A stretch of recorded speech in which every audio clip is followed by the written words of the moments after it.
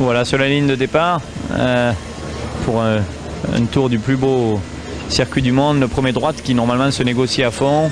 Vous arrivez bien sur le vibreur intérieur, seconde vitesse. Vous montez bien sur les deux vibreurs de manière à avoir une très bonne sortie. Deuxième, troisième, quatrième, même cinquième vitesse. Ce droite est à fond. Faites attention, il y a une petite bosse là que vous allez dû voir qui peut déstabiliser la voiture.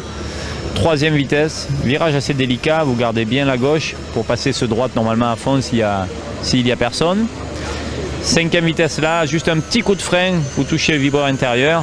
Et il faut vraiment très bien sortir quand vous attaquez la ligne droite des Hunaudières où normalement vous allez atteindre votre plus grosse vitesse de pointe avant la première chicane. Donc là vous avez un petit peu de temps, vous montez jusqu'en 7e vitesse à plus de 330 km/h. La vitesse exacte cette année je ne sais pas, mais ça sera normalement plus que ça. À gauche vous avez des petits panneaux, vous freinez à peu près au panneau 100 mètres, vous descendez jusqu'en seconde. Virage très délicat ici et pareil, la sortie est très importante. Pourquoi? Parce que vous avez de nouveau une grande ligne droite pour arriver sur la deuxième chicane. Dans ce genre de ligne droite, vous pouvez boire, vous pouvez un petit peu vous décontracter. Pourquoi? Parce que quand vous restez plus de 2 heures dans la voiture, ou voire des fois plus de 3 heures, c'est quand même assez long, donc c'est bien un peu de se détendre un petit peu. Là vous allez freiner après 100 mètres, il y a un peu plus de grip dans cette chicane, vous pouvez amener un peu plus de vitesse et même des fois la prendre en troisième suivant l'adhérence au sol.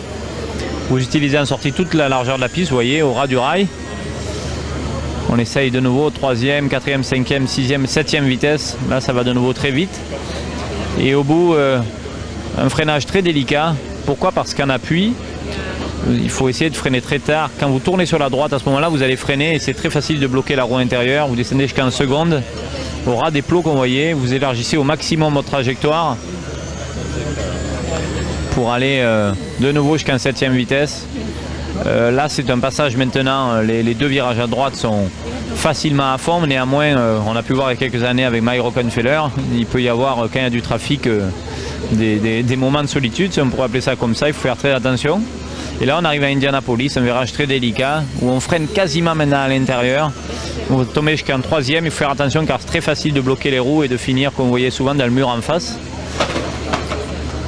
3e, 4e, de nouveau seconde. Maintenant ce virage a été élargi depuis ces dernières années, donc il y a moins de problèmes qu'il y a pu avoir dans le passé. On réaccélère pour arriver sur les virages Porsche. Tout ça a été resurfacé aujourd'hui, donc même s'il pleut, il y a beaucoup moins d'aquaplaning que par le passé. Et là c'est un petit peu les virages difficiles du circuit. Pour notre part on va descendre une ou deux vitesses, 5e, celui-ci est à fond. Donc on va monter une vitesse encore, celui-ci si vous êtes très bon est encore à fond.